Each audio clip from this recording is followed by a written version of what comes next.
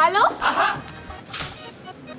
ඉතින් අම්මෝ දැක්ක කල් මොකෝ තනියම මුණ බල්ල කෙල්ලෙක් ඉන්නවද නැද්ද කියලා දැනගන්න විදියක් නැද්ද දන්නේ පිස්සු දන්නේ මං හැමදාමත් තනිය සටන පාවා දෙන්නේ යූ ස්ටිල් සිංගල් නා නැතුව ඉතින් මාවත් හරියට බලා ගන්න බැරි මම කෙල්ලෙක්ව බලාගන්නේ කොහමද තේරුම් ගන්නේ ඒ වුණාට ඉතින් ජීවිතේට කෙල්ලෙක් ඉන්න මෙපැයි ඇත්ත ජීවිතේ අනියත බව තේරුම් ගන්න නම් කෙල්ලෙක් ඉන්නම ඕනේ මට මෙහෙම නිදාස් රැට කෑල්ල නිදාගත්තම ඔන්ලයින් යන්න බැරි යාළුවෝ 1000ක් අතරේ ෆුල් ප්‍රී මිනිහෙක් මං හදික නිදහස ඉතින් මිනිහෙක් වැරදි මගට උනත් ගන්න පුළුවන් සුන්දරි මං ඕල්රෙඩි ඉන්නේ වැරදි මාර්ගේ සුක්කානම් මගේ අතේ ඕන වෙලාවක හරව ගන්න පුළුවන් තනිකඩ වීමේ තියෙන නිදහස ඒකයි අවුරුදු 13ක් ගුරුරු කියන ඒවා බැනුම් ආ මතක තියාගත් අපි ජීවිතේ ඉතුරු කාලේ ගෑණි කියන ඒවා ගෑණිගෙන් බැනුම් ආ මතක තියාගන්නකෝ what waste of time මමසිට කතා කරන වෙලාවත් අපරාධ පොඩ අනාගතය ගැන හිතනවාකෝ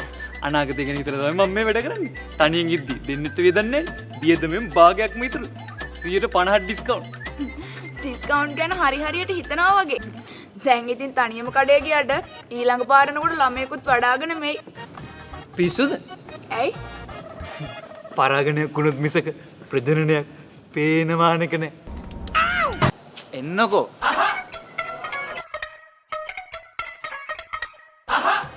එන්නානේ හුරතල් වෙන්නේ පරක් වෙනවා ඔව් ඒක තමයි ලොකුම ප්‍රශ්නේ. ඔයා හැමදේටම කලින් වැඩි.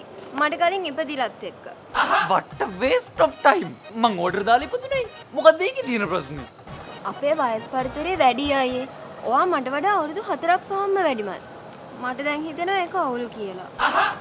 ලොකු අයියලා තමයි ලස්සන ළමයෝ පොඩි නංගිලව ආදරෙන් බලාගෙන හරි පාර පෙන්නන්නේ. ඒ වුණාට ඔයා මට කලින් නාකි වෙනානේ. නික්කමට හිතන්නකෝ. ඔයා මොන්ටිසෝරි යනකොට මං ඉපදිලවත් නෑ. ඒකනේ කියන්නේ මට වඩා අත්දැකීම් වැඩි. මට පුළුවන් ඔයව තාත්තා කෙනෙක් වගේ බලා ගන්න. වයසට යන්න තමයි පැටියෝ. කොල්ල හුරත. මං හුරතල් වුණා මැති. ඔයා ඕන්නේ මගේ පුංචි රෝස මලේ මමයි නුඹේ වැඩිමල් බමරා. බලන්න. ඒ සින්දුනත් එහෙම කිව්වමයි ලස්සන. ඒ වුණාට ගෙවල් වලින් නම් කියනවා පොඩි කෙල්ලන්ව ලොකු කොල්ලෝ අනාථ කරනවා කියලා. කොහොමත් ඉතින් තනිකඩෝ වේල්ල අපිට සෙට් වෙන්නේ පොඩි කෙල්ලෝ තමයි. ඊට උඩ උන් සේරම මගුල් නටලා. ටේකන්. ඒ වුණාට අයියේ මට හිතෙනවා ආ වයසින් වැඩි කියලා. ඒ කවුල්. උනාට එක කෙල්ලොන්ට මම වයසෙන් ලොකු. මං තාමත් කෙල්ලේ අම්මගේ චූටි පුතු. ඇයි මොකද?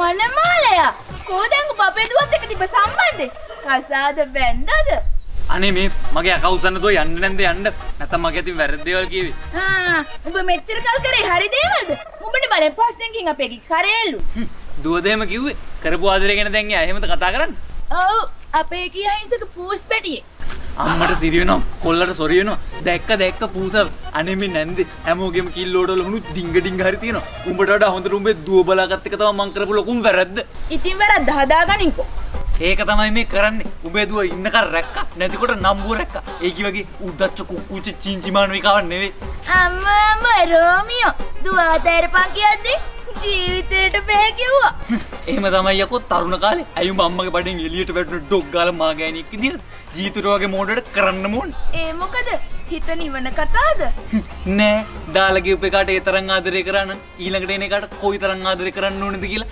එතකොට තමයි තේරෙන්නේ තේරුම් ගන්නි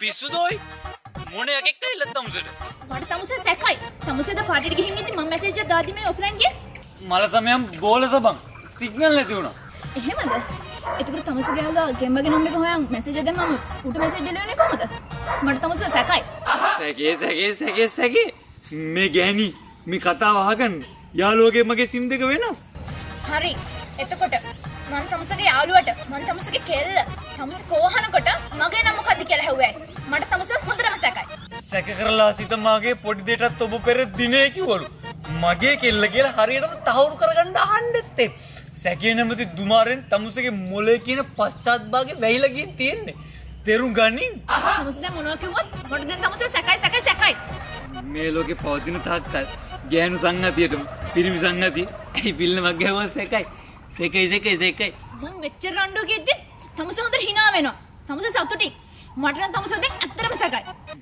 තමස කොච්චර මාව සැක කරත් මං 9ට යන ගමන ගැන නම් පොඩ්ඩක් සැකයක් තියාගන්න එපා. කොහෙද තමස යන්නේ? ඒ වුණාට මට තමස සැකයි හරි. සැකේ. ඕක නැති වෙන්න මම මොකක් කරන්න ඕන කියනවා. මං දුරන්නද? අම්මපල්ල කියනවා. අම්මපල්ලා ඔයි මං තමසට වරදක් වෙන කී දෙයක් කරලා නැහැ. දැන් සැක කරන්න එපා ප්ලීස්. හොඳ කොල්ලා. ඇලවිල්ල කතඩු කරාද? මට තමස දියුරුපේ ගත්ත එක සැකයි.